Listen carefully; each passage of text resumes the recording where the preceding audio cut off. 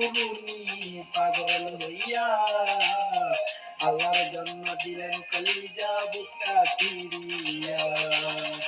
আল্লাহর প্রেমে হইস কুরুনি পাগল হইয়া আল্লাহর জন্য দিলেন কলিজা বুকটা ফিরিয়া মুক্তি বিনে কে তোরাবে হাসরের কালে